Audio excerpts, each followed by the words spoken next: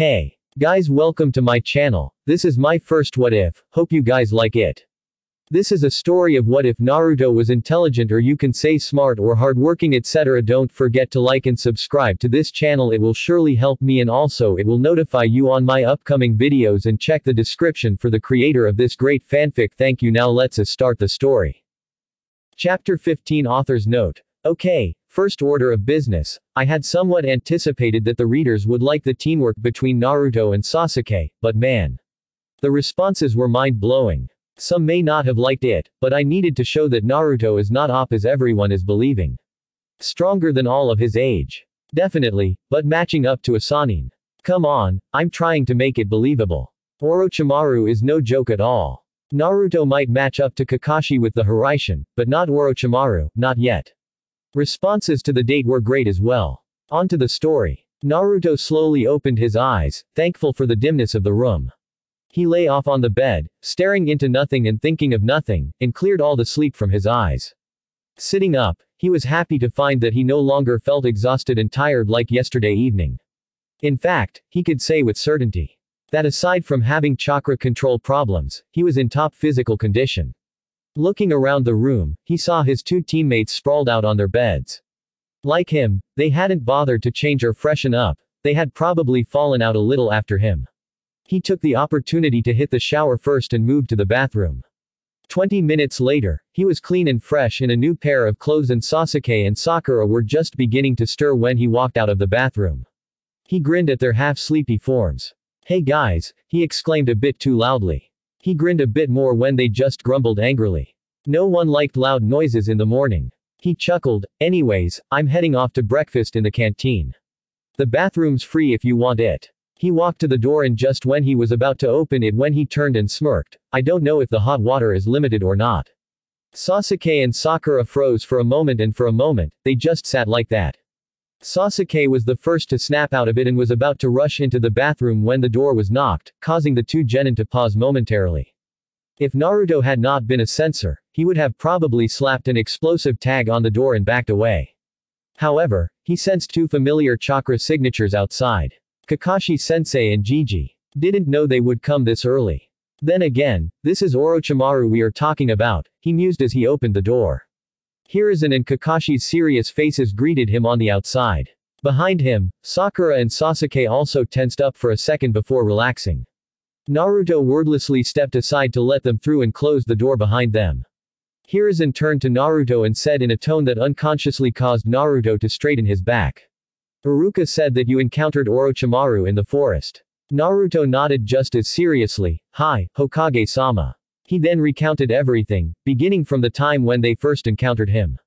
How he was forcefully separated from his team, how he and Sasuke teamed up to take him down and failed spectacularly.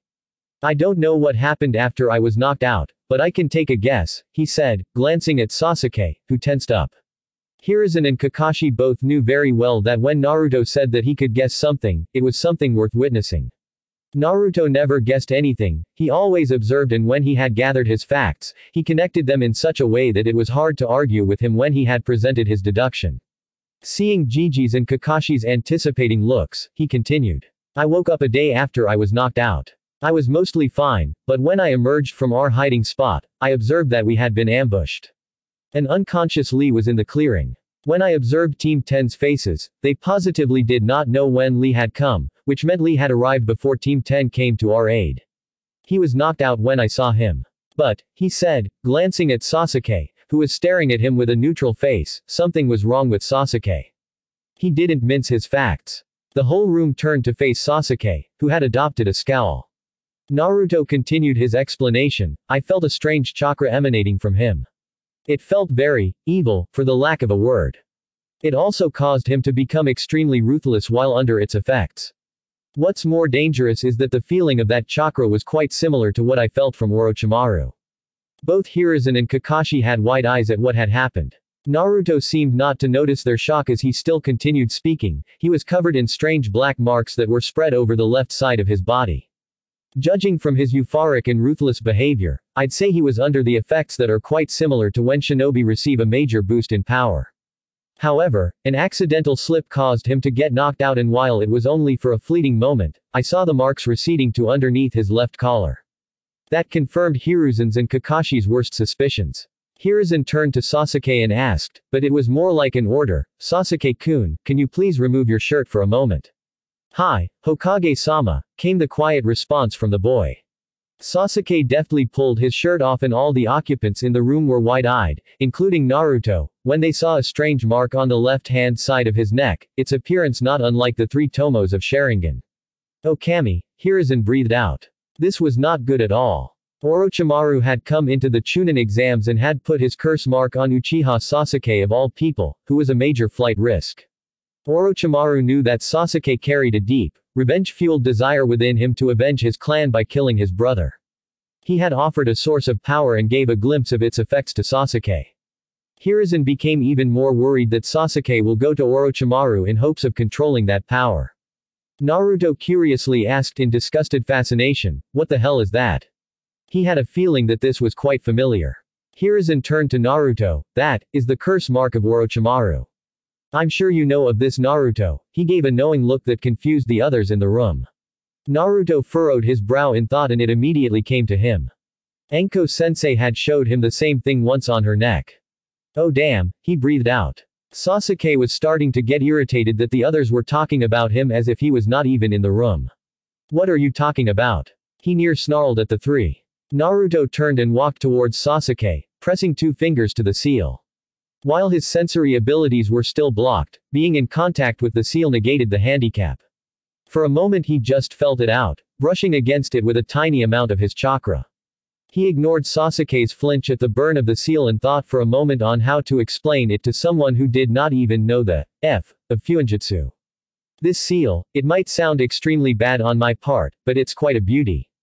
It's so complicated, so intricate that it will take years of study to try and find a counter to it. It's like a storage seal that can only be activated by you. If I had to make a guess, judging from when I previously observed you using this seal, it has Orochimaru's chakra in it. Not exactly the same, but just enough to tell that it's similar." He laid out his analysis. Hiruzen nodded, "Very good analysis, Naruto-kun. That's exactly what it is. However, there is a risk in using it. A grave one." Sasuke raised an eyebrow. "What is the risk?" Naruto narrowed his eyes at not just Sasuke's question, but also the way he asked it. He could not say with certainty, but he almost felt like Sasuke was considering using that chakra. Naruto cut in before Gigi could speak. "In the short time that you used it, it probably must have felt euphoric to you. A rush of power so potent and heightened, unparalleled by anything you've felt ever before. Am I wrong?" He pinned Sasuke with a stare that advised him not to lie. Not that he could anyway, with Kakashi and Hiruzen keeping a close eye on him. "Yeah," Sasuke answered hesitantly. Hiruzen and Kakashi were in awe of Naruto's deducing skills. If not for both of them knowing who his parents were, they would have thought he belonged to the Nara clan. Naruto picked up from his answer, almost mumbling more to himself rather than his superiors in the room. "And whatever feels to us that way, we are bound to resort using it again and again. Orochimaru must have kept this in mind when he designed the seal. Anyone who used its power would be tempted to use it repeatedly until they become dependent on its power." Turning to Sasuke, he said in a pleading tone, "Sasuke, no matter what, you have to absolutely avoid using that seal. I was told that it was nothing but a slave collar, a way for Orochimaru to make you kneel to him." Naruto carefully studied Sasuke's expression. By the end of his explanation, Sasuke looked angry that someone tried to make him dance to their tune.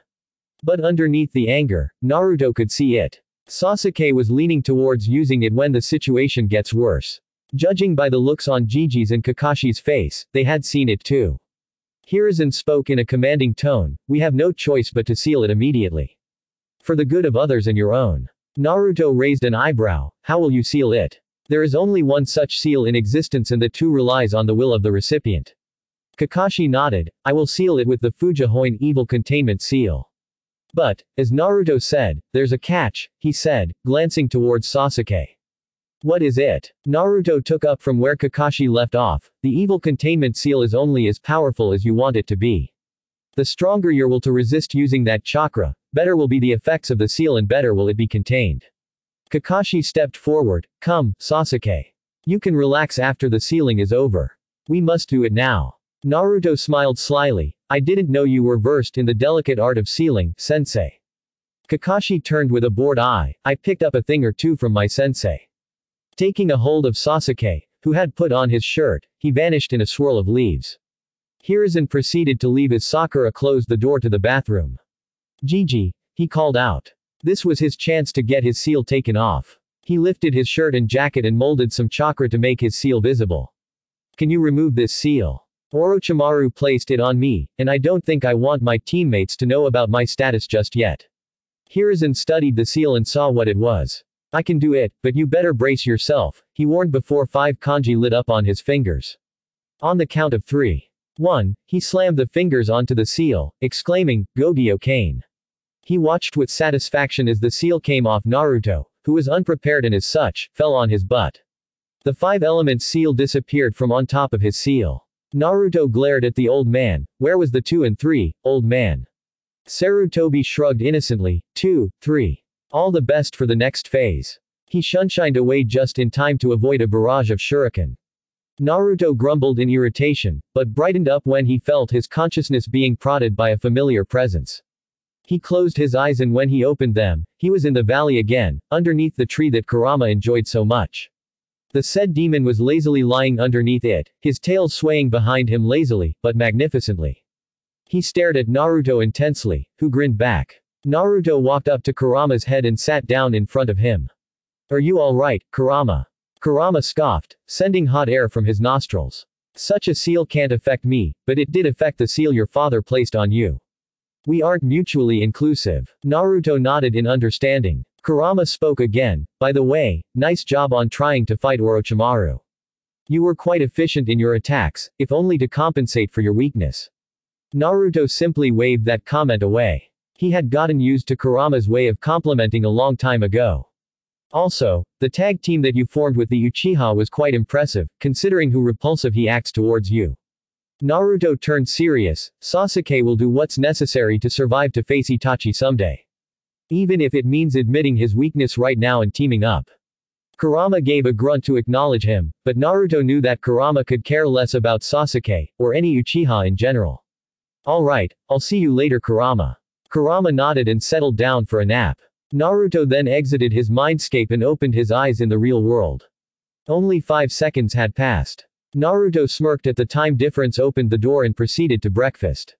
XXXXXXX. The next 2 days were pretty much uneventful. Naruto did not waste the time given to them. The day the seal was removed, his chakra control came back. He was better than before, hell even his chakra pools had expanded quite a bit. Nothing interesting had happened in the 2 days, other than Naruto meeting Temari once again during breakfast. Nothing major had happened, except the two had made eye contact once and looked away quickly, both of them blushing heavily. It seemed that now that the tension of the second phase had passed, the awkwardness from the end of the first date had returned in full. They didn't meet each other again until the last day, when all the genin had assembled in an arena of sorts. They were pleased to find that all of the Konoha teams had made it, along with the Oto team as well. He already knew about the Suna team. All of the genin stood in a formation before the Sandaime, who looked serious and imposing, every bit the shinobi he was known to be. He observed all the genin from under his hat, and Naruto could see none of the kindness that he was usually known for by the people of his village. Congratulations on successfully completing the first half of the Chunin exams. You all have proven you at least have the will to become Chunin. But will is not enough by itself, however strong it may be. It's time I revealed to you the real reason why Chunin exams are held, one of the many truths you will no doubt learn later in your life, he addressed them. In reality, the Chunin exams are games of war, a representation of the conflicts between all the nations. It is a chance for hidden villages to showcase the best of their shinobi, who strive to bring glory to their homes. Other nations, all potential clients of our profession will watch the battles. Naruto tuned the rest of the speech out as he frowned in thought. Basically, what Gigi was saying is that the Chunin exams are a show of strength from the hidden villages, and they were merely pieces of the whole game. It made perfect sense to him though. The village received more missions and commerce, and in turn put more money in his pockets. He had no complaints to make as long as he was getting his due. He returned his attention to the front when Hiruzen cleared his throat. Now, I will. He trailed off when a Jonin from the lineup of all senseis behind him jumped up and appeared in front of him in a kneeling position of respect. With all due respect, Hokage-sama, please allow me, the proctor of this exam, to explain. Naruto observed the ninja carefully. The man was decently tall, bandana with metal plate attached covering the most of his brown hair save for the few in the front. The bags underneath his eyes indicated an exhausted and if the repeated coughs were anything to go by, a chronically sick nature. The Hokage nodded and moved back to stand in front of the lineup, his eyes sharp and present. The man cleared his throat and began speaking, "My name is Gecko Hayate, and I am the proctor for the third exam. We usually don't do this, but it is being done this time." He said all that before being attacked by another coughing fit. The genin muttered among themselves as they tried to figure out the reason for the preliminary round. Shikamaru called out in irritation, "What? Why do we have to go through a troublesome round like this?" Like Hokage-sama explained, there will be people coming to watch this. Important people such as the royalty, businessmen. We want them to have a good time watching the fights. We didn't anticipate on this many people remaining after the second round. So for the best fights, the best fighters would be chosen. That being said, the rounds will start immediately, so if you don't feel your best, you can drop out right now. Your teammates won't be disqualified if you drop out, he explained. A hand rose up from the crowd, which Naruto identified belonging to one Yakushi Kabuto, the genin they had met back in the exam room. "I forfeit. I have almost no chakra left," Kabuto said. Hayate nodded, "Always good to know your limits. You can leave." Kabuto nodded and walked away. Naruto's eyes narrowed in suspicion. He could easily sense chakra levels, and Kabuto's was almost full. In fact, he had more chakra than any genin assembled, barring Naruto himself.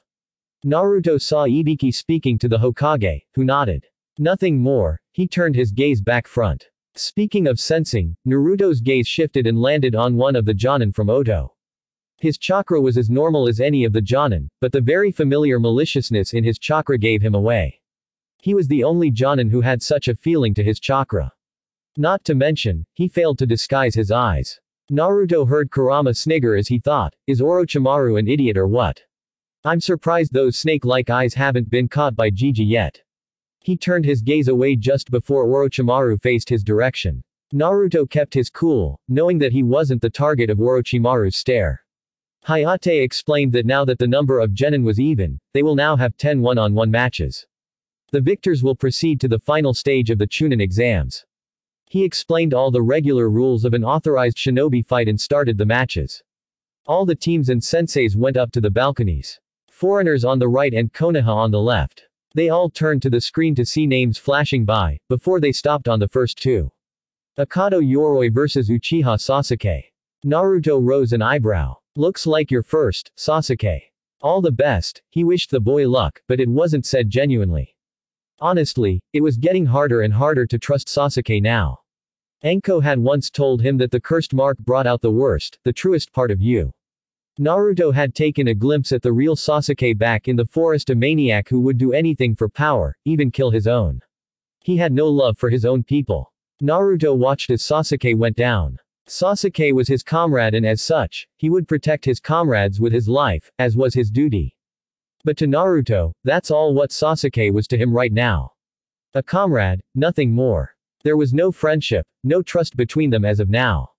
Sasuke officially lost them when he chose to use the tainted power and attack him with the intent to at least fatally injure him. Naruto would be wary of Sasuke now. Back in the arena, Hayate raised his hand before shouting, "Hajime." Yoroi placed his hands in a seal, "Let's do this." Naruto closely paid attention to the match.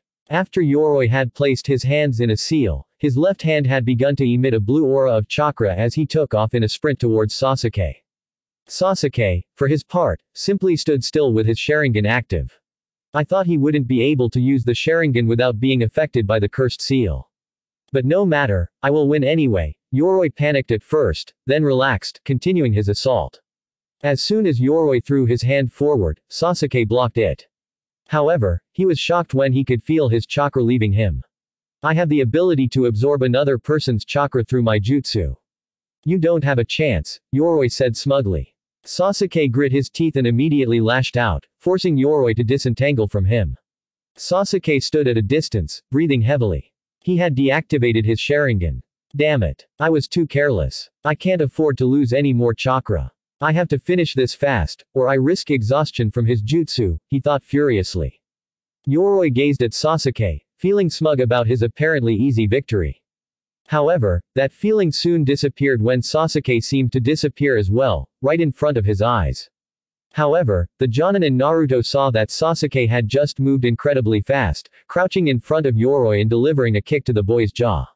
Naruto narrowed his eyes. That cannot be his speed. He was that fast only with the power of the curse mark. But that kick, Sasuke copied Lee, didn't he? Not bad at all. Yoroi was sent flying with the force of the kick. When Sasuke appeared below him, Yoroi instantly recognized the maneuver as the shadow dance. He had no time to be shocked at all. Shishi Renden. Sasuke executed a devastating 3-hit combo, with the last hit involving smashing Yoroi into the ground with such force that the boy was knocked out instantly. Sasuke stood back, breathing heavily and a scowl on his face. I can't believe I was pushed so far by this guy. I should have been able to defeat him no time at all. Hayate checked if Yoroi was knocked out. When he was, he stood up and announced Sasuke's victory. Ino and Sakura cheered loudly at the victory, and even Kakashi cracked a smile. But Naruto was standing with a neutral expression, just looking at Sasuke and replaying the fight in his head. He copied Lee's techniques back when they were fighting. That Sharingan, quite a useful way to learn techniques, he speculated.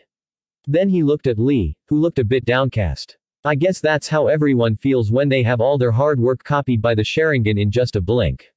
I'll have to be careful from now on. Sasuke might just be looking for opportunities to use the Sharingan on me, he thought. The rest of the fights that followed were quite interesting. The next fight was Shino vs Zaku. According to Naruto, Shino won in a true shinobi fashion. Zaku could only use one arm, but he almost got Shino with his attack Zankuaha. But despite being hurt, Shino was able to trap Zaku with his Kikaichu in a checkmate. The bugs had actually stuck inside the holes of Zaku's arms, rendering them completely useless and making it a victory for the Aburame. The next match was Kankuro vs Tsurugi, the genin from Kabuto's team. The match was very short. Tsurugi could contort his body, his arms and limbs getting longer and trapping Kankuro in his grasp. At first, it seemed that Kankuro's neck was snapped, but it just turned out to be the puppet, while the real Kankuro was the one in the bandages. He turned the tables on Tsurugi and trapped his in the grasp of his puppet, breaking several of his bones. Tsurugi lost the match and Kankuro was declared victorious. The next match was Sakura vs Ino. Honestly speaking, the fight was quite pathetic. It was nothing more than two fangirls fighting, though this time, Sakura was more focused on her fight rather than just impressing Sasuke. She managed to land many hits on Ino before Ino allowed her anger to take over. In an impulsive action, she cut her own hair, trying to show her resolve. Naruto just shook his head, feeling secondhand embarrassment on behalf of them. This is what ninjas of Konoha are supposed to be. The previous Hokages must be rolling in their graves. Both of them just knocked each other out. Kakashi went down to pick Sakura up, while Asuma picked Ino up. Naruto was honestly torn in his feelings about the next match. He didn't know whether to ogle Temari and admire her, or to feel bad about his fellow Konoha genin, Tenten. The matchup for Tenten couldn't have been worse. All the weapons that Tenten threw at Temari were effortlessly blown away by the other girl. Naruto shook his head. Tenten overly relied on her weapons and that was a glaring weakness. Without her weapons, Naruto doubted she knew any elemental jutsu. Tenten's final move, which was throwing all her weapons at Temari, was as useless as Naruto predicted. All her weapons were thrown back at her. Tenten flew up in the air, and was about to land on the ground when another swipe of Temari's fan sent the girl rolling on the ground, unconscious surrounded by her weapons. Lee seemed to take Tenten's defeat quite personally, and felt that Temari was a bit too harsh.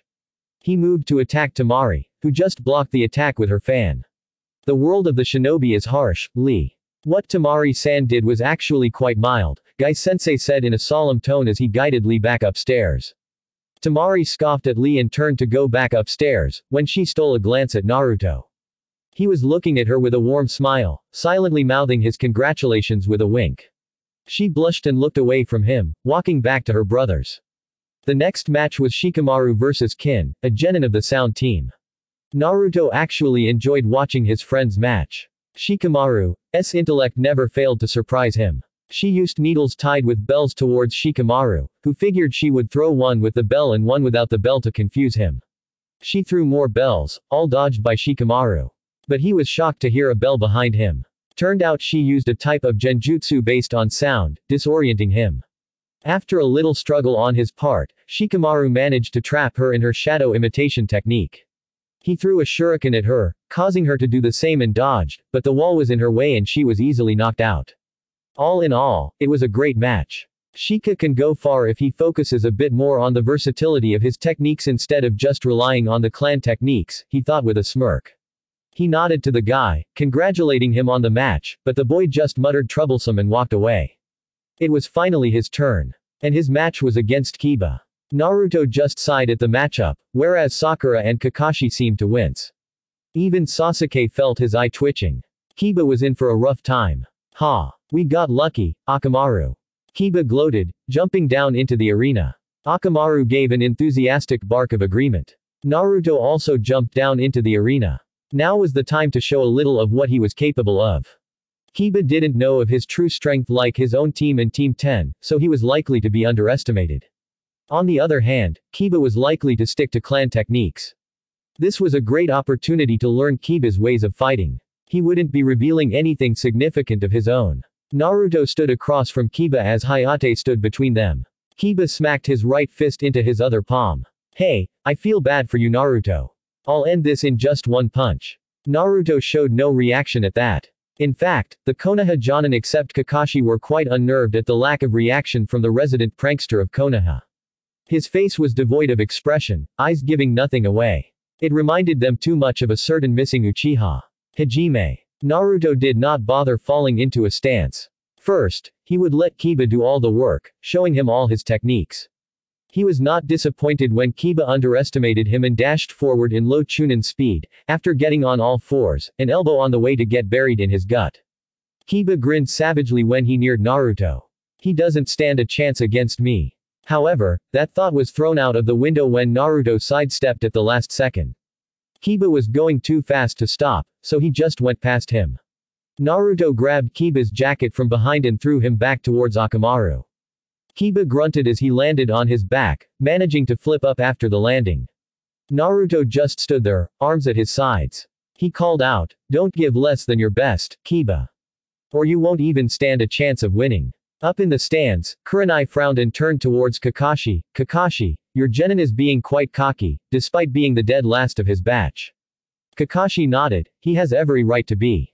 Kurenai scoffed and turned back to the fight. "Kiba will thrash him, Kakashi. Naruto is no match for his speed."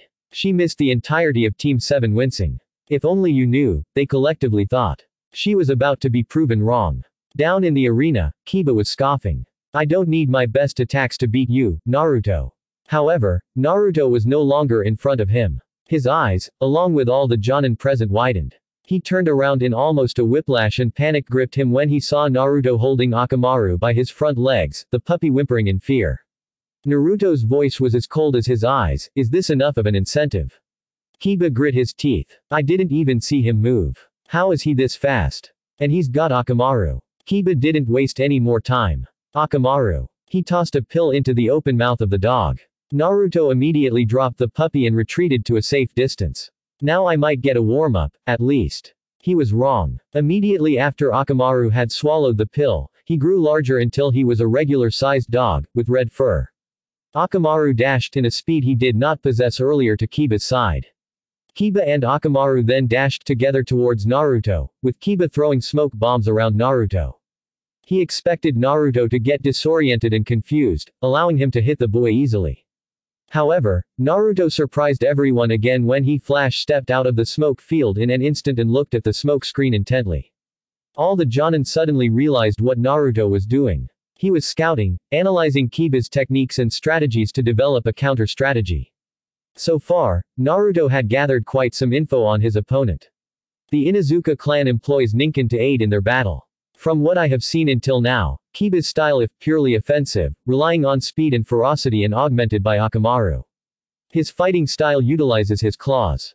Kiba is hot-headed, plunging headfirst into this situation without any strategies, believing he can overpower me with brute force and speed. However, he employs distraction tactics when brute force does not work. The smoke bombs were to confuse me, and taking advantage of that, it would allow Kiba would land his attacks. The whole train of thought took less than a second. Naruto knew Kiba had much more to reveal. Oi, Kiba. There is no one in there, you smelly dog. Of course, Naruto meant no offense. It was purely to provoke Kiba into attacking him with his strongest attack, revealing his trump card to all. As expected, Kiba took the bait and rushed out of the smoke screen with Akamaru, both snarling furiously. You'll pay for that, Naruto. Finally, he revealed it. He crouched on all fours again, with Akamaru climbing on his back. Giju Ninpo. Ninja art of beast mimicry. A puff of smoke revealed that Akamaru had transformed into Kiba, with both the Kiba crouched on the ground. Kurenai smirked on the railing. Seems that your student is done for Kakashi. He may be fast, but not fast enough to avoid both of them at the same time. Kakashi just smiled at her. We'll see, won't we? In the arena, both the Kibas took off towards Naruto, their speed greatly increased. However, Naruto surprised everyone present when he nimbly dodged all of their efforts to land on him. What confused the Team 7, however, that they didn't know Naruto incorporated his fighting style to be so flexible. They didn't know that Naruto had indeed incorporated the snake-style taijutsu in his own style of fighting. This continued for about 10 seconds, after which Naruto decided that Kiba was still hiding his ultimate technique.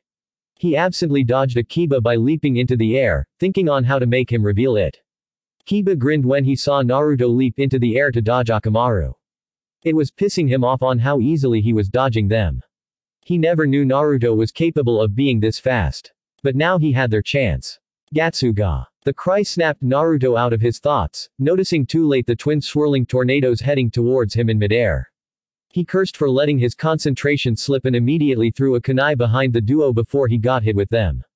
Kurenai smiled in satisfaction as she saw Kiba using his strongest attack to smash Naruto into the ceiling of the arena. Your student lost, Kakashi. Might as well go and collect him, because that was Kiba's strongest attack. Naruto won't be getting up anytime soon. Kakashi smirked beneath the mask. Well, it's not over yet, Kurenai. Kurenai narrowed her eyes and looked down, eyes widening along with Asuma and Guy when they figured out what happened. Kiba stood triumphantly over the downed form of Naruto. Hey. You might be tough, but not tough enough. Gatsuga is a crippling attack, and you just The Naruto on the floor puffed into smoke, revealing just a kunai. Kiba spun around just in time to receive a blow to his stomach that sent him barreling into Akamaru. Naruto carefully kept his eyes on the real Kiba as they rolled. The next part of his plan required it. He taunted Kiba, I am getting bored, Kiba. I am finishing this now, if you don't mind. Without a seal, a shadow clone popped up beside him. I'll give you only 30 seconds. Try to knock me out, will you? With that, both of them separated, the clone going after Akamaru and Naruto facing Kiba. In the next 30 seconds, Naruto dodged 3 Gatsuga, all the while looking relaxed. He was waiting for the perfect opportunity, which arrived finally when Akamaru had to take a breath. Kiba barreled towards him with another Gatsuga, finally hitting him. The attack sent Naruto barreling into the wall on the other side, causing it to crack a little. Kiba was lightly panting as he stared at the downed form of Naruto. That'll teach you not to get me angry. However, panic gripped him for a second time in the whole fight when another puff of smoke revealed just who he had hit. Akamaru lying on the ground, unconscious and heavily injured, if the blood was anything to go by. He turned around with wide eyes to see Naruto and his shadow clone smirking, both sharing a fist bump after which the clone dispelled. The Jonin above were dumbstruck. None had expected Naruto to substitute with Akamaru at the last second. Naruto had used a simple, but a very clever tactic to take Akamaru out of the fight.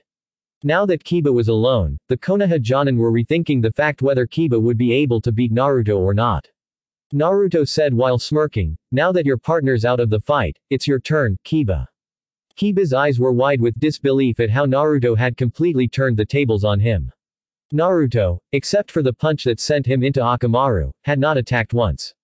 Instead, he just let the fight progress, letting Kiba do the work for him and taking Akamaru out instead of himself. Naruto created 4 shadow clones that popped into existence with a half-ram seal. They all surrounded Kiba, who cursed at his situation. What happened next would be remembered by everyone. The Naruto in front of Kiba punched him fast and hard, sending him into the Naruto behind him, who roundhouse kicked him into the Naruto on his left. That Naruto spun anti-clockwise and his left leg caught Kiba in the chest, sending him backwards into the fourth Naruto, who kicked Kiba so hard in the chin that Kiba swore he felt his teeth crack as he was sent flying across the arena in an arc. Naruto then jumped across the arena himself, having timed the jump such that he was above Kiba in midair. Ha! The cry was to denote the victory in his voice rather than the application of force. Spinning to gather momentum, he sent a punishing kick to Kiba's gut that sent him crashing into the ground, creating a mini crater. He landed in a crouch a few meters away, facing away from Kiba. He already knew that Kiba had passed out from the pain. He looked over to Hayate, who was confirming Kiba's condition. Finding him to be unconscious, Hayate rose and declared, "Winner, Uzumaki Naruto." The entire crowd, including Naruto's team, was speechless. The teams outside of Konoha were gaping at the blonde, who was not even out of breath. What kind of training did Konoha give to this guy? Exclamation mark. The team from Suna had varied reactions. Kankuro was slightly sweating, not because of the punishment Kiba went through, but at how effortlessly Naruto delivered it. Temari had a hand over her mouth to prevent anyone from seeing that she was gaping in amazement. She had figured Naruto was strong, but not this strong. He had finished the fight with just a shadow clone and taijutsu, not to mention he didn't use any weapons, except for the kunai which he just used for replacement. He had not given away any of his trump cards, and could dish it out hard without resorting to any of them. He wasn't even out of breath. But the reaction from Gaara was the one that worried them the most. "Uzumaki Naruto," he whispered, a crazed expression coming onto his face. "You'll prove my existence." Naruto walked up the stairs confidently, but stopped when Kurenai stepped in front of him, an incensed look on her face. "Was it really necessary for you to be so brutal?" Naruto folded his arms and replied, "I fail to see why you're so incensed." Kurenai put her hands on her hips and glared hard. "I believe, from your performance, that you were skilled enough to simply knock him out. Why didn't you?" Naruto checked in his peripheral vision that all the Konoha nin on the railing were watching in interest. Turning his attention back to Kurenai, he said, "You won't understand. Besides, there are people my age who are way stronger than me.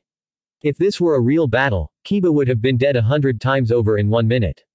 He wanted to say more, but held it in. He just walked away, letting Kurenai take in his words. The Konoha nin had to admit that it was true.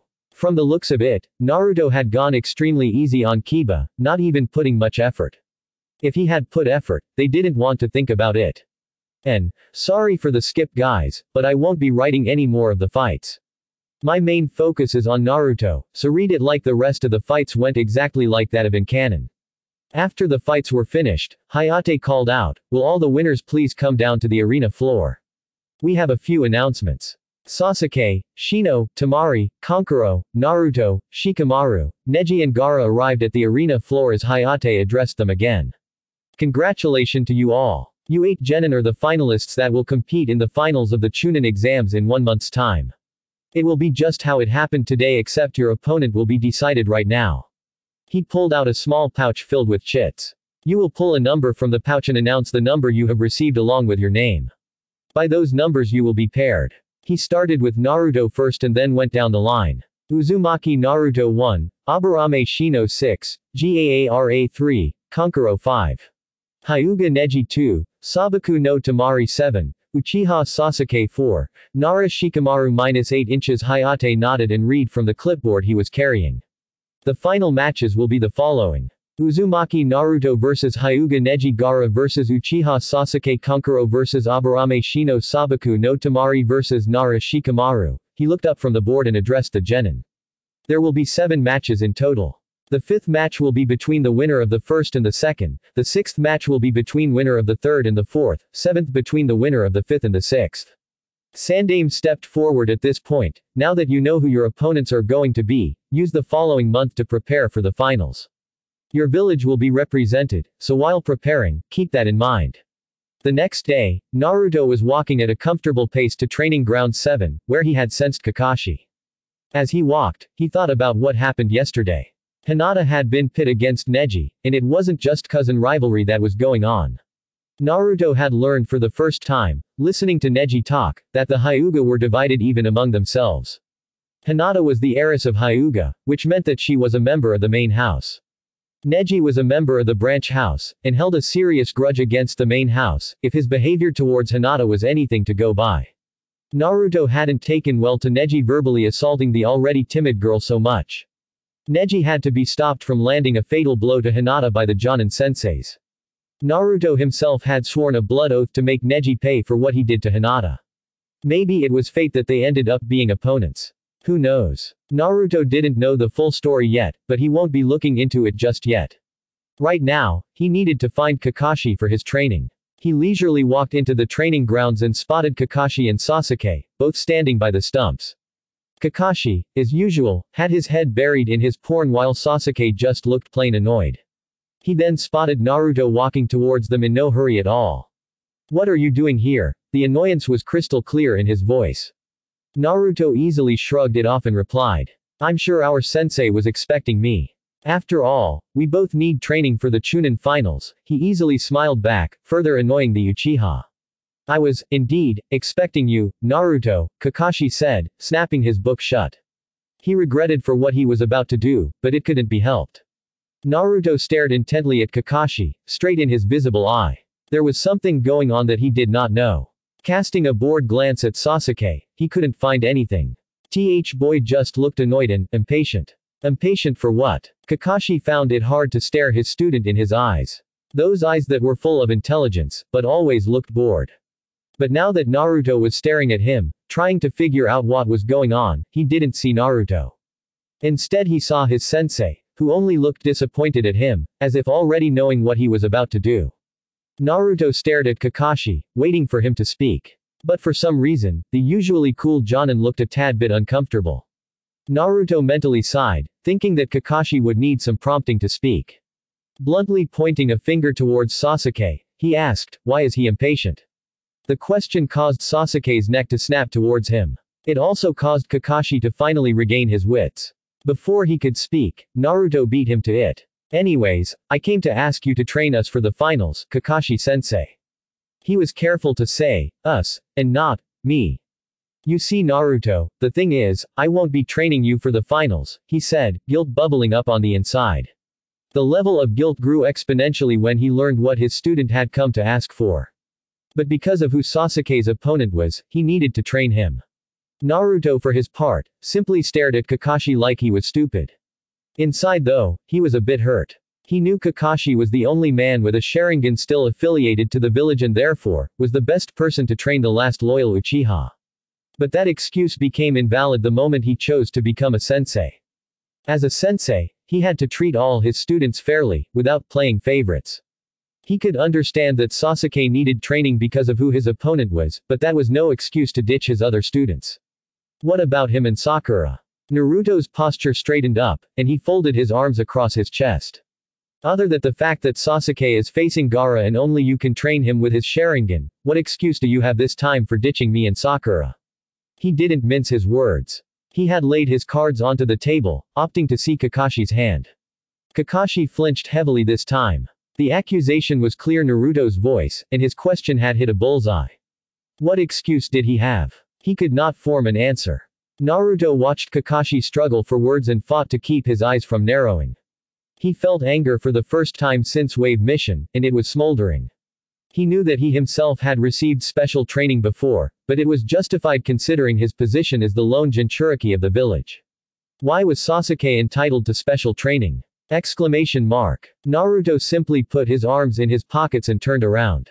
He really wasn't in the mood to hear another half-assed excuse that Kakashi would likely give to him. Don't bother answering. I can see you have no excuse, Naruto said, walking away. Kakashi decided to change the topic to at least salvage what little he could. But I did find you another sensei, Naruto. Naruto stopped, but did not turn around. If you mean the closet pervert hiding in the woods behind us, thanks but I'll pass. He was in no way training with Ebisu of all people for something as important as the Chunin exams. He had met the man when he was training Konohamaru how to use the Oroku no Jutsu. Needless to say, he was not impressed at all. The man's chakra was barely mid-jonin, and his attitude towards him pissed him off. Before using Shunshin to go away, he said without turning around. I don't know if you know or not, but Gaara's like me, maybe even stronger, he revealed, causing Kakashi to widen his eye in shock. Naruto continued, even people like you would be hard-pressed to beat him. He flickered away, not waiting to watch the man's reaction or Sasuke's confusion. He appeared in front of the Hokage Tower, deep in his thoughts. He was sure everyone would remember what Gaara had done to Rock Lee yesterday. The guy, with his sand, had crushed Lee's hands and legs so brutally, without any hint of remorse or emotion, that even Naruto had sweat a little. Gaara was dangerous, and he himself didn't know how he would beat the guy. Kurama had told him that since the Ikibi was the weakest of all tailed beasts, he gave his host full access to his power very early, which is why Gaara was so deranged. Shukaku had been influencing Gaara ever since Gaara could talk, so it was bound to affect him some way. Naruto did not care to go through all the doors. He simply jumped up to the window, slid it open and announced, "Yo Gigi." Sarutobi was glaring at the paperwork before him with all the hate he could muster. He was about to start on it when he felt an exceptionally large amount of dense chakra heading towards him. He was about to stand up when he heard the familiar voice, "Yo Gigi." Sarutobi blinked at the blonde perched on his window, waving casually at him. However, he detected a small amount of sadness emanating from the boy. "Naruto-kun, come in." He let the boy come inside and sit in front of him. He patiently waited for Naruto to speak. Naruto deliberated how to say it, but decided that laying it out seemed the best option. "I need someone to train me for the finals." He had expected the confusion on Gigi's face. "Why? What happened to your sensei?" Naruto managed to keep the bitterness out of his voice. "He is training Sasuke for the finals." Sarutobi had been a shinobi for almost 70 years, and therefore was adept at reading the emotions of people, especially the hidden ones. So it immediately became clear to him what had happened and his eyes hardened. "Kakashi promised me he would treat his students without favoritism. How dare he break that promise? I knew he would be conflicted between Obito's and Minato's legacy. He should have at least found some middle ground instead of just tossing aside Minato's legacy." He raged mentally for a few more moments before calming down. Fortunately, he did have someone excellent who could train Naruto for the finals. "Very well, Naruto. I will speak to Kakashi later, but for now, I do have someone who could train you." Naruto's eyes lit up with hope. "You do?" Sarutobi smiled and nodded. "Why, yes. He is in the village right now." Naruto looked confused for a second, but immediately grasped the meaning of that statement. A smirk spread across his lips. "Is he now?" Without waiting for him to respond, Naruto was gone in a swirl of leaves. Sarutobi chuckled, returning to his paperwork. He looked forward to seeing what Naruto did in the finals. Naruto immediately spread his senses, sensing every chakra signature he could. A particularly large chakra signature showed up on the outermost point of his range. Naruto smirked and ducked into an alley. After checking that no one was watching, he flashed to the location. He had put his formula around the hot springs as well. Appearing silently in a blue flash beneath the large man perched on the branch of a tree, shamelessly peeping into the women's side of the hot springs and giggling, Naruto reacted the instant he appeared, jumping up and kicking the man into the women's side of the bath. He then sat down to enjoy the show. There were definitely screams of women and the pained screams of Jiraiya filled the air. Naruto laughed heartily at the beating his godfather was going through. He had settled things with him a while ago, and had no problem making fun of the guy. He didn't stop laughing even when Jiraiya managed to leap over the fence and out of the war zone looking no worse for wear. He glared at the blonde brat on the branch, who was wheezing so hard that he fell down the branch, not even registering the fall. Jiraiya growled and was about to kick the brat when Naruto finally stopped wheezing and stood up. His face was flushed with all the laughing. "That's what you get for peeping, Ero Sennin," Naruto smirked, folding his arms. Jiraiya crossed his arms in a huff. "You know better than to interrupt my peeping time, Naruto," he muttered, though there was no heat in his voice. He then really looked at Naruto for the first time. He had grown well, standing over at 5 feet 2 and a well-built physique for his age. His hair was tied in his usual ponytail, and he still looked as bored and indifferent as ever. "Anyways, what do you want?" Naruto's expression turned serious and asked, with a hint of pleading in his voice, "Will you please train me for the Chunin finals?" Jiraiya smirked, having already known what Naruto was going to ask. He had no problem training his godson for the finals, but he wanted to test his resolve first. "What are you offering me in return of the training?" Naruto gave a deadpan stare. What happened to being a respectable shinobi? The people would be mighty disappointed to learn that the mountain toad sage is a stingy old man. Jiraiya shook his head, not at all offended. "I'm not talking about money." A lecherous grin spread across his face. "I'm talking about your Oroku no Jutsu." It sounds very interesting from what sensei told me. Naruto raised an eyebrow in interest. You really are just a pervert, aren't you? Wrong. Jiraiya shouted, waving a finger. I'm not just a pervert, I'm a super pervert. Naruto let a smirk across his face. Let's see you hold up against this. With a ram seal, Naruto was replaced with a naked, buxom young woman with smoke covering her most sensitive areas and her pigtails waving gently in the breeze. Is this what you were referring to, Jiraiya-sama? Naruto asked cutely with a finger on her lower lip. For a moment, he thought Jiraiya would fall over in a nosebleed. His eyes were bugged out to the max, and the man almost looked like he'd have a heart attack on the spot. But suddenly, he surprised Naruto with a two-way thumbs up, hearts replacing his eyes. That's very good. He almost crowed in praise. Alright kid, I'll train you. Great. Naruto cheered and almost released the jutsu when Jiraiya stopped him. One condition though. Jiraiya stopped him. What? You have to keep that henge on the entire time we're training. Naruto dispelled the jutsu, looking plain annoyed. You are way over the top sometimes, Ero Sennin. Don't call me that, brat. He barked, bonking Naruto on the head. Fine, I'll train you. Meet me here tomorrow, morning 7 o'clock. Don't be late. Giving a two-fingered salute, he was gone. Naruto chuckled. It was good to see his godfather after such a long time, and he was as perverted as ever. He was gone in a blue flash a moment later. XXXXXXX. The next morning he met Jiraiya at the bathhouse again. Good morning, Ero Sennin. Jiraiya grumbled, you're really stuck on that name, huh? Naruto said mildly, you have to admit though, it's oddly befitting of you. As they walked, Jiraiya explained, alright, first I need to have a measure of your current skills, so we'll go in empty ground I know a few ways away. Then after that, I'll help you set up for the things you need to work on, while I do my own work. Naruto interrupted with a dry tone, you mean peeping, don't you? Jiraiya didn't even acknowledge the question, leading them into a field with a large lake on the other side of the bushes. Jiraiya stopped in the middle of the field and turned to face Naruto. Show me what you got. Naruto asked in return, should I take off the resistance seals? Jiraiya considered it and said, start with them, then when I say so, take them off. Naruto grinned savagely. He could strike without holding back this time. The thought spiked his heart rate, adrenaline filling his veins. He shot forward in a dash, his right foot towards Jiraiya's face. It was blocked by the man, but Naruto only needed to get close. He engaged Jiraiya in an exchange of punches, kicks, palm strikes and jabs, never hitting the Sannin, but not getting hit either. He realized that Jiraiya was just getting serious, so he decided to up the game. Disengaging, he formed the snake seal. Futon. Kei's Gyorai no Jutsu. Wind style. Wind torpedo. A spinning ball of wind sped towards Jiraiya, who looked shocked. He knows Futon. He jumped out of the way, seeing the spot he was standing on explode in wind. I would have been cut in pieces if I had gotten hit with that. He sped through his own hand seals. Ninja art. Toad oil bullet. Naruto's mind worked instinctively, knowing what set oil on flame. Kaden. Ruka no Jutsu. As soon as the fire impacted the sticky oil, it raced back towards a stupefied Jiraiya. He knows Kaden. He immediately disconnected the oil. He turned around on instinct to block the punch from the shadow clone, kicking it and causing it to dispel. However, chains of water rose up and wrapped around him in a flash. He knows Suiten as well. However, he was not allowed to dwell on it for long. A cry distracted him. Suiten.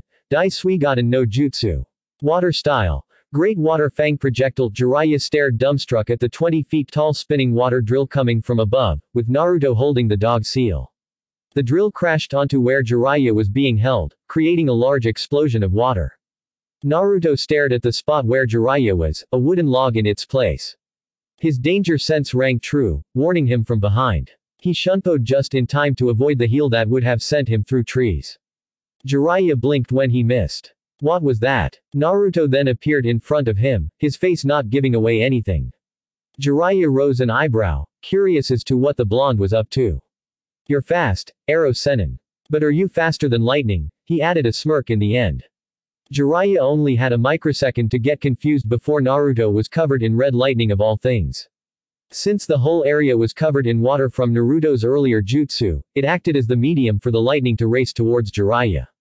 Jiraiya was obviously not faster than lightning, so he grunted when he was electrocuted.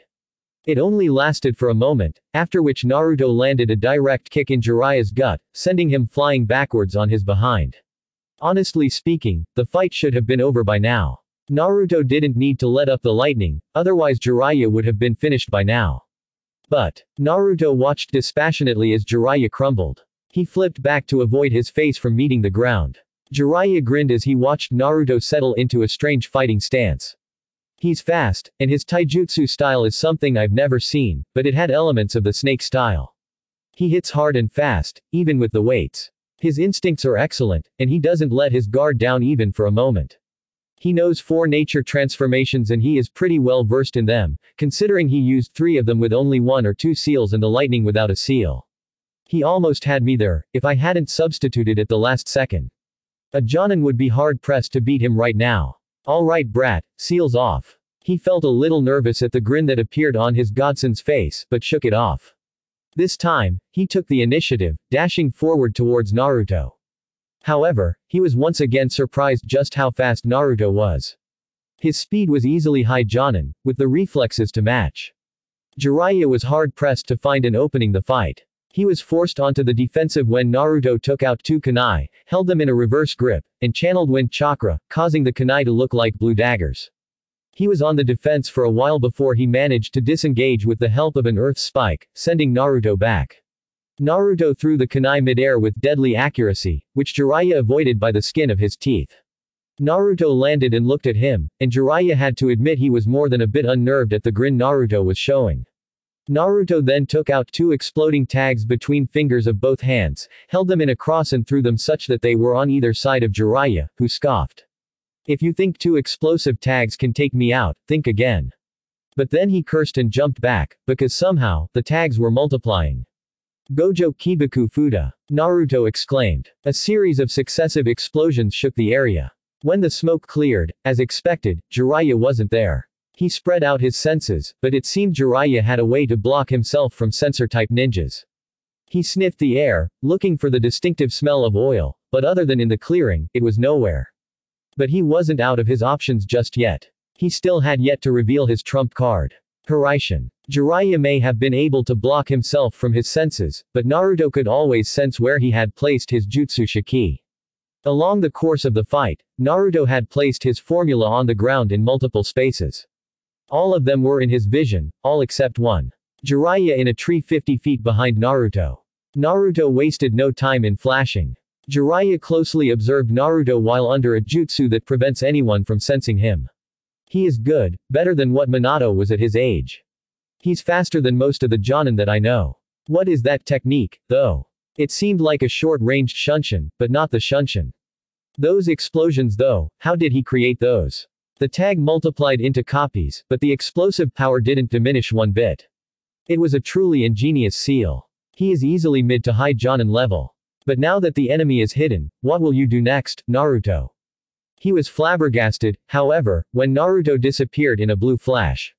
Naruto grinned as he connected a solid kick to the real Jiraiya's cheek for the first time in the fight, sending him flying through 2 trees and straight back into the clearing. Jiraiya flipped onto his feet, ignoring the pain completely and staring open-mouthed at Naruto, who used his shunshin-like technique to appear in front of him. He didn't get a chance to finish as Naruto disappeared in a blue flash again, appearing right in front of Jiraiya and punching him in the cheek.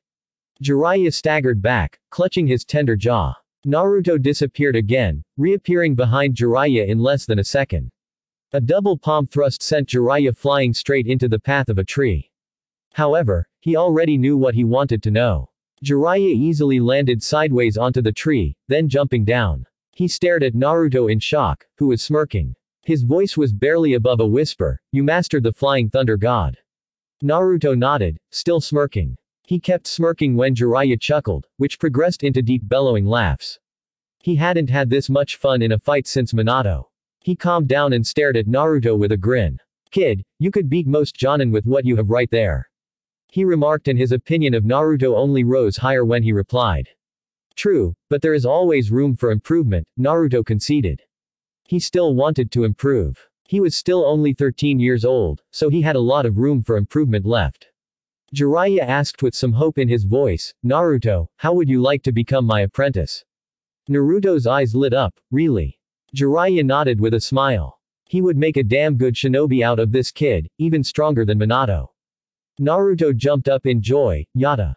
Naruto looked at Jiraiya with his blue eyes shining. Does that mean? He didn't even finish his question when a scroll appeared in Jiraiya's hands, offering it to Naruto.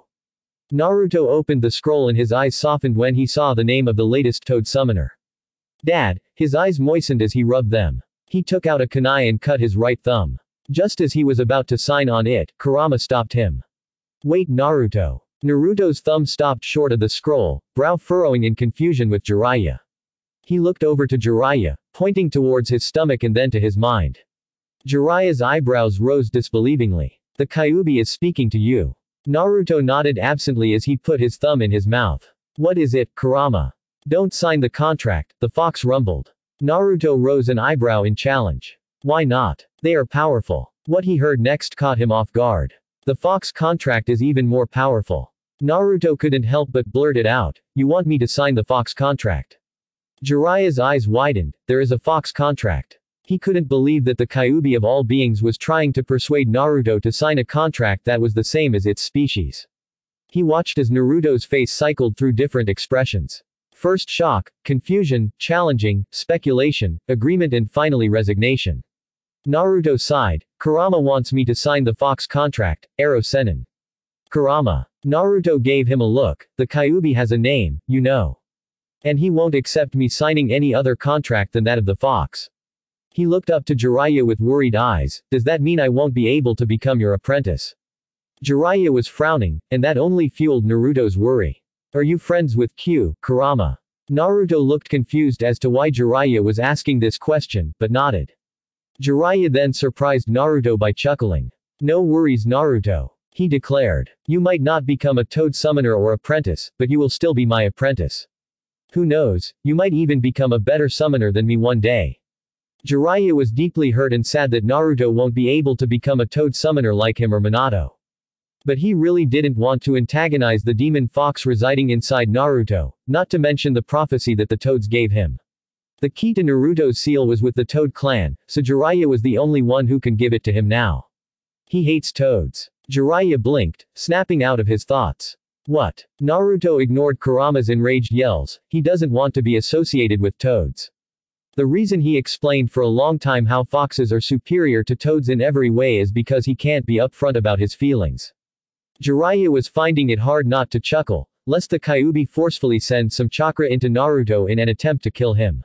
The aspect of Kurama he just learned, it was surprisingly human. He figured it was fair reason for Naruto not signing the Toad contract. But that left a problem. Where will you find the fox contract though? Naruto answered, Kurama told me that for shinobi to use summoning jutsu successfully, they have to have a contract with an animal. But if a shinobi performs the summoning jutsu without a contract, they will be transported to the realm of the animal they are most suited to have a contract with. Jiraiya remembered with a grimace when he had tried to do the same and ended up on Mount Myoboku. That's true. Naruto shrugged, then I will do the same, but my case is a bit special. Due to having Kurama, a fox demon inside me, I automatically qualify to become a fox summoner. So performing the jutsu will take me straight to the fox realm. Jiraiya thought over it a bit. It was a sound theory, but if it didn't work, Naruto would have no way to come back.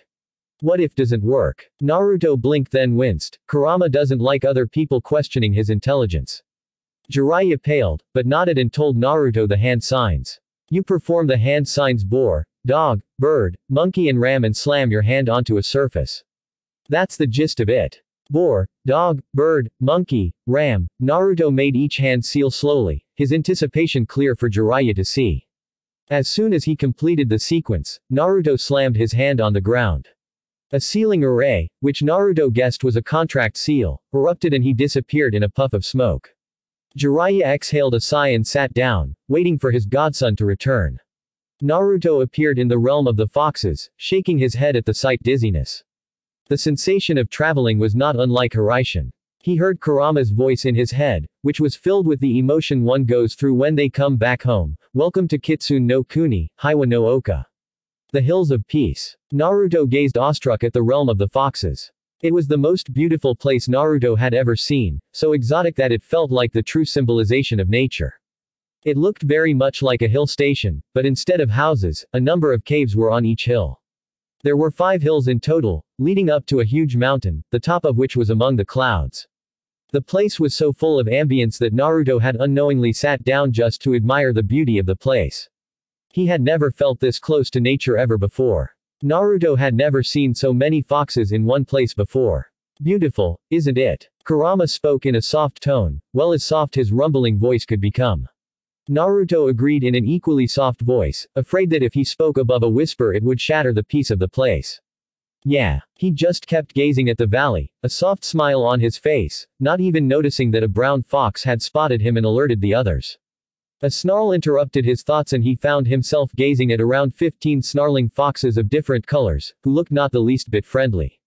Naruto unconsciously straightened up while sitting Indian style, making eye contact with the lead, silver fox. He didn't mask himself, instead, he revealed who he truly was through his eyes. The fox stopped snarling, and adopted what looked like curiosity on his face. He looked into Naruto's eyes for several moments, Naruto not flinching away for even a moment. Who are you, human? The smooth tenor surprised Naruto only for a second, but he recovered. My name is Uzumaki Naruto. May I know yours? Best to be polite rather than hostile. Osamu, came the reply. What are you doing here, Uzumaki Naruto? Naruto didn't know whether his answer would infuriate Osamu or not, but it would be unwise to lie. Foxes are extremely clever creatures. I was told to come here by Kurama to sign the contract of the foxes. He gulped when he saw Osamu's face twisting, revealing his sharp teeth. It did not help that Osamu was almost as tall when Naruto was standing. You have some nerve, addressing the Lord of Foxes by his name, without an honorific no less. Naruto spoke before he would be forced to defend himself, because he lives inside me. Osamu blinked, not understanding Naruto's statement at first. But when he realized what it meant, his face twisted into a snarl once again and he got into an attack position. Why you, stop. A simple command from a soft voice caused all the foxes to turn around. Naruto found himself gazing at a regal-looking red fox. The voice was obviously female, filled with power and superiority but at the same time, a warm and comforting tone. She looked beautiful. The red fox strode towards Naruto, assessing him with her gaze. The foxes parted for her and soon she was looking down at Naruto. Stand up, Naruto-kun. Naruto blinked at the soft tone, but did as she said. Soon, his eyes were level with the red female fox. She gazed into his eyes for a moment, then spoke. We have been waiting for you, Naruto-kun. Naruto rose a puzzled eyebrow, waiting for me. The red fox smiled and said, come, we have much to talk about. She turned around and from the way everyone bowed to her, she must be a pretty important fox around here. He walked after her as she led the way. I understand Kyuubi-sama told you to come here. Why yes, he did. The red fox chuckled, no need to be afraid, Naruto-kun. You are one of us now. Or you will be after you sign the contract. Naruto then spoke, his confidence returning but still being cautious. I never did get your name, Kitsune-sama. The female fox chuckled, that's because I never told you. My name is Naomi. Naruto smiled, nice to meet you, Naomi-sama. Naomi laughed softly, you are very well-mannered, Naruto-kun. It is nice to meet you too. Naruto then said, not to be rude or anything, but having an animal contract is pretty serious. So shouldn't I be tested if I am worthy of the contract or not? Naomi easily replied, the word of Kyuubi-sama is proof enough. Believe me, if Kyuubi-sama didn't think you were worthy, he wouldn't have even told you that we exist. Naruto listened as Naomi told him the history of how the Kitsune contract came to be. Many years ago, way before the era of the cage, Kyuubi was still a free demon. It was a misconception that Kyuubi randomly attacked human settlements. In truth, Kyuubi only attacked those human settlements where the greatest concentration of negative feelings was. People were right to fear the Kyuubi, but they started taking out their anger on the normal foxes, attacking and killing a fox whenever it came into their sights. Kyuubi listened to the plight of the foxes and created this realm in a remote corner of the world, so that foxes can live without having to look over their shoulders every few moments. The foxes settled down in these hills and over time, they became beings that were strong and intelligent enough to create a summoning contract of their own. However, there was only one person worthy enough to become their summoner. Then, a prophecy was told that a boy judged worthy by their lord would become the next summoner of the foxes and would change the world. Naruto was frowning at the end of the explanation. I get the history of the foxes, Naomi-sama, but I was mentioned in a prophecy. Naomi saw that Naruto was likely to prod at that, so she changed the subject. A story for another time. For now, you need to meet the boss of the Kitsune. They arrived at a large gate, which stood well over 120 meters. But what caused Naruto's mouth to drop were the guards that stood on either side of the doors. They were easily 70 to 80 meters, humanoid foxes like Kurama, with the opposable thumbs and all. They were wearing black, full sleeves haori and had swords strapped to their waists. The most notable features though, were the 5 tails that lay 8 rest behind them. At Naruto's dumbfounded look, Naomi chuckled and explained. They are boss-level fighters, Naruto-kun. The number of tails they have denote their level of strength and as such, rank is given out. But you don't need to know that right now. She nodded to the guards, who bowed deeply to her and proceeded to open the gates. Naomi-sama, you seem to be an important figure around here, Naruto commented as they proceeded inside. Naomi winked at him. If you must know, I am a member of the High Council of the Kitsune. She laughed at Naruto's pale face and walked inside. Naruto snapped out of his shock and ran after her. The sight on the inside was just as shocking as it was on the outside. Large foxes, with tails that varied from 2 to 6, were inside sparring with each other with various weapons. Naruto found it curious that none of the noise was heard when they were standing outside the gates. A silencing barrier, perhaps. He marveled at the sheer amount of chakra he was sensing from each of them.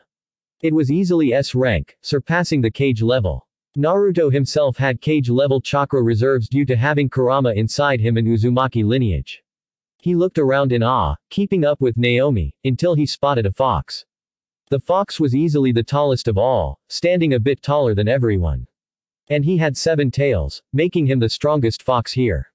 Which meant he was the boss of the Kitsune. He had a deep blue fur, and wore a red haori which had the kanji for boss on the back. On his waist was strapped a chikudo. Naomi walked up to the boss and as she did, Naruto noticed that everyone had stopped fighting and was bowing to her. After she acknowledged their now, they turned their attention to Naruto. As Naruto expected, they looked at him strangely, probably wondering what a human was doing in their realm. Naomi walked up to the boss of the Kitsune, who bowed deeply to her as well. Naomi-sama, his voice was deep like Kurama, but unlike the demon's rumbling, his voice was a deep, smooth baritone. Takeshi, she acknowledged. The now dubbed Takeshi straightened up and asked, Naomi-sama, what can I do for you today? Naomi's voice was full of authority. I want you to meet and judge the newest summoner of the Kitsune. The one who is mentioned in the prophecy. Takeshi frowned and asked, has he already arrived then? He then turned his eyes onto Naruto, who had to crane up his neck to see him. Takeshi bent down to take a greater look at Naruto. After a long moment, he dryly commented, you're tiny. Naruto almost face-planted at that. Even the other foxes were sniggering with mirth. Only Naomi was the one watching the conversation with a serious eye. Naruto snarked at him, well, I can't be as tall as you now, can I? Naruto got the impression that he had just insulted the boss, if the sucking of breath and straightening of backs from the other foxes was any indication. Takeshi's eyes narrowed, but Naruto didn't show a hint of fear. He had come too far to get afraid now. I see you are quite witty yourself. But I have to ask, Naomi-sama, he turned his attention to Naomi, who judged him worthy.